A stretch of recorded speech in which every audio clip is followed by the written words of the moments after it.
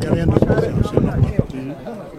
Quand vous voyez votre fils aujourd'hui qui représente la liste nationale de Sàmm Sa Kàddu. C'est pas la première fois qu'il est dans une telle position.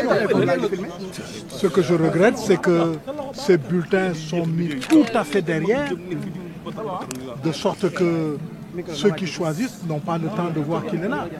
En plus, je voudrais signaler qu'on nous a rapporté que dans certains bureaux de vote, pas dans celui où je votais, mais d'ailleurs, ces bulletins sont renversés, c'est-à-dire que sa photo n'est pas visible, alors automatiquement ça ne sert à rien.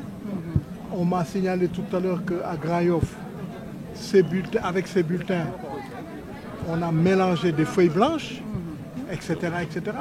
La triche ne prospérera pas. De toutes les façons, je souhaite que chacun joue le jeu et surtout que le gouvernement joue le jeu. Voilà. Parce que nous avons des informations assez inquiétantes, mais bon, que chacun prenne ses responsabilités. Vous avez bien vu que dans le net, depuis hier, il est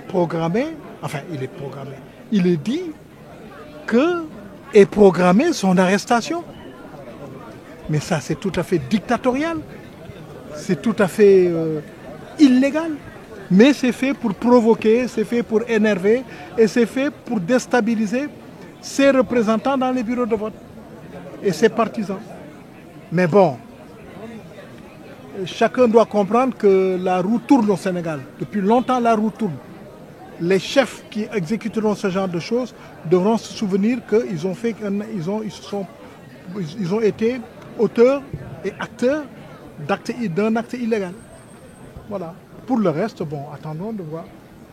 Il y a 3 jours, Ousmane Sonko vous a cité publiquement. Écoutez, moi je réponds, moi je suis Jean-Paul Dias.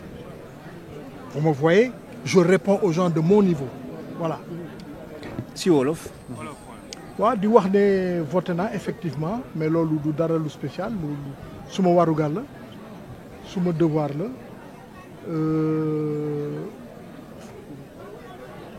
lu ma ci naxari tuuti rek te dama koy ñaawlu mooy le fait que bulletin Sàmm Sa Kàddu bu Barthélémy Dias dañ ko teg ci gannaaw.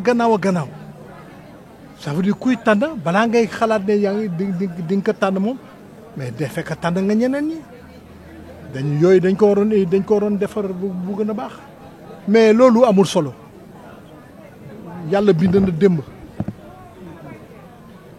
Alors signalé nañ ma ne am na ay localités yoo xam ne du fi ma voté mais feneen ay yeneen localité ay yeneen bureau yoo xam ne bulletin bi dañ ko dëpp c'est-à-dire que photo bi doo ko gis photo bi boo gisee ñu koy laaj c'est pour que ñoo xam ne jànguñu tubaab ñu mun a xàmmee pour kan la ñuy voté loolu c'est une très bonne initiative. Ensuite nee nañ ma Grand Yoff am na foo xam ne bulletin Sàmm Sa Kàddu dañ ko jaxase ak ay feuilles blanches ay feuilles yu weex bon xam nga yooyu yëpp ay yëfu tappale la quoi mais loolu du yëngaluñu te de toute façon yàlla démb la bind donc loolu jaaxaluñu. lu may wax rek am na loo xam ne yéen gis ngeen ko sax ci internet ci net bi dégg nañu ñun ñëpp que nguur gi gouvernement bi dañuy arrêter Barthélémy Dias mais loolu ci maa tey ci jaay doole te du moom kenn la ñu programmé nañu dañuy jàppaat aussi Bougane Gueye Dany ak xawma kanati n'est-ce pas mais loolu ay provocation la comme niñ ko defee ci campagne bi yëpp di provoquer nit ñi donc loolu amul solo mais ñi ko war a exécuter nañu fàttaliku ne fii Sénégal la boule a tourné yëfu soppeeku nañ plusieurs fois te li fi nekk tey dana mës a soppeeku daf fi mës a jógee non du ma moromam yoo tam xool ma man maay Jean-Paul Dias.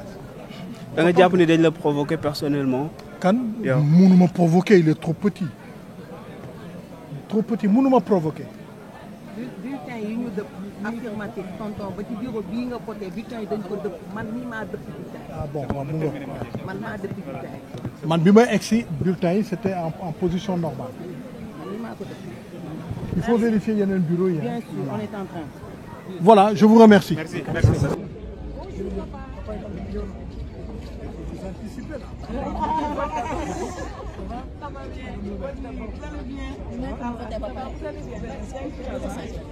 Bureau 5.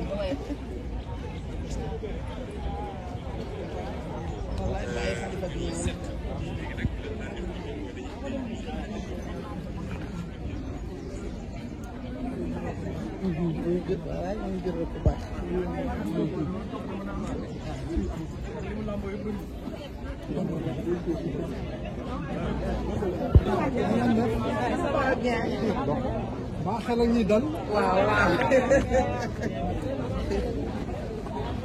C'est pas du lait, s'il vous plaît. Mal lii lay jar. Bureau 5.